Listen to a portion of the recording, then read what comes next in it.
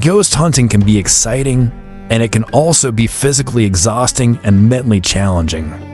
Most of the time, the main requirement to be a ghost hunter is having a lot of patience.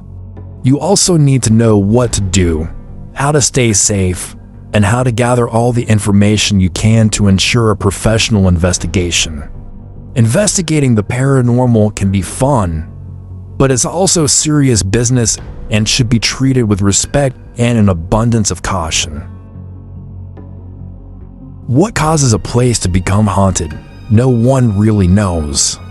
In fact, there are so many types of hauntings, from human ghosts to animal ghosts and even ghost ships, that no one has ever been able to come up with a general theory that can explain all of them.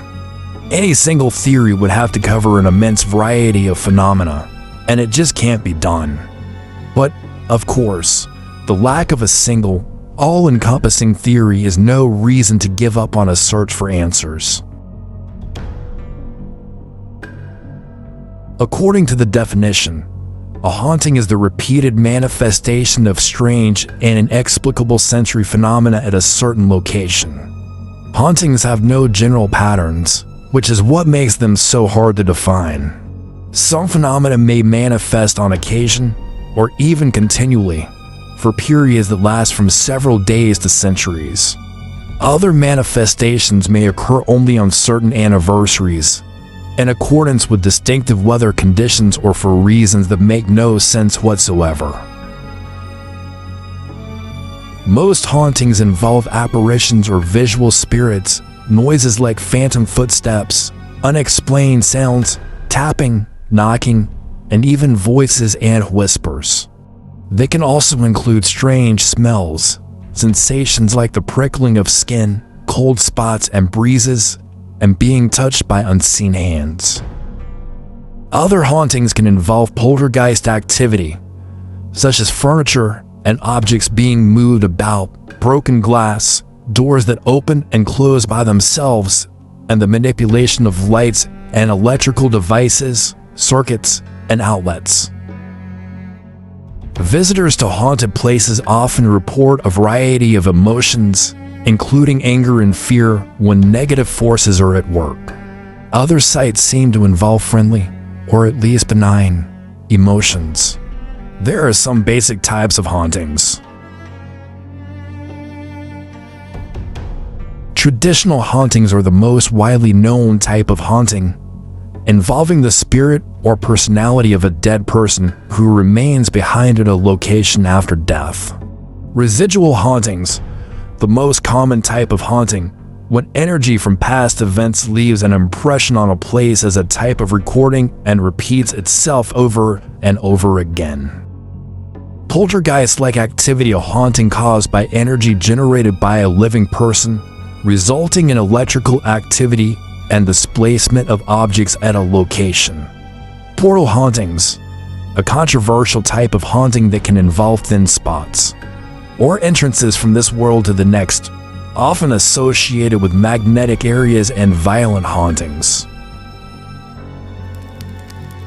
Demonic hauntings, another controversial type of haunting involving something more dangerous and more frightening than ghosts. The definition of what a demon is widely varies, but can refer to non-human, malevolent spirits that prey on families and locations. Haunted objects, possessions, items to which ghosts and negative spirits become attached. The following is a list of some of the places where paranormal researchers have had good luck in finding ghosts and hauntings throughout the years. Private residences and historic homes.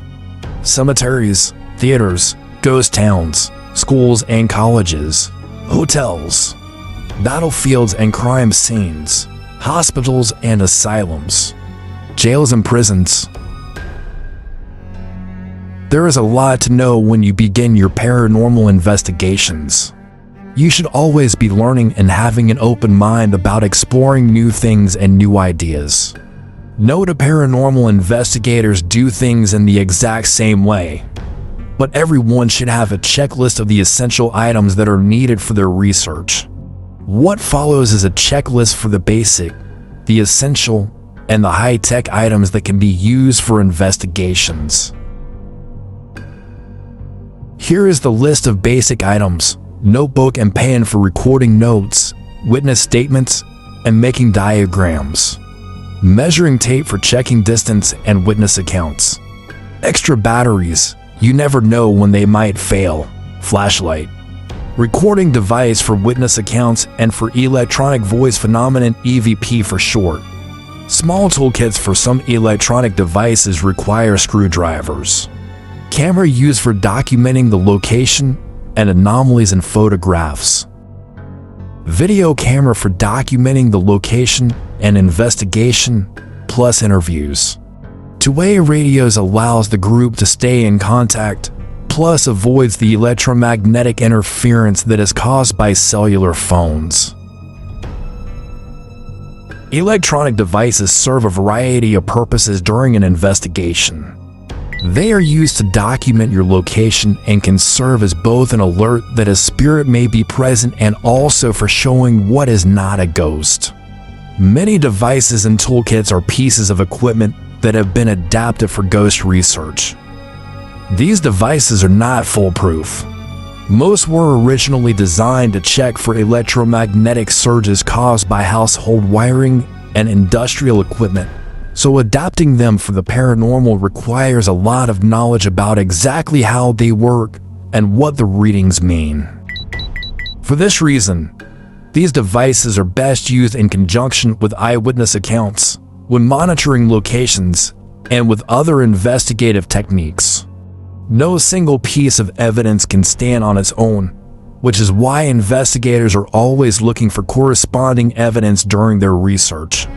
In this case, anomalous readings on an EMF meter become more intriguing when they are backed up by something else, like a cold spot, witness account, or with other equipment at the same time. Electronic equipment can be expensive, which is a sobering thought for investigators on a tight budget. However, you can use other low-cost items, such as a compass or dowsing rod, to check for magnetic energy. The REM pod. The REM pod can detect the difference in field strength whenever a conductive material enters into its EM field. Infrared motion detectors. They can be used to secure an area from intrusion by the living, register the movement of energy fields, and even pick up temperature changes in the monitored area. Temperature sensing devices. It is critical to monitor the ambient temperature of the site. Many sensors on the market can quickly detect temperature changes. When investigators or witnesses talk about cold spots, this is a way to confirm spirit existence. PSB-7 Spirit Box. This device seeks out paranormal voices on the EMF spectrum because it is believed that spirits contain electromagnetic energy. It makes sense that you can hear them with this device.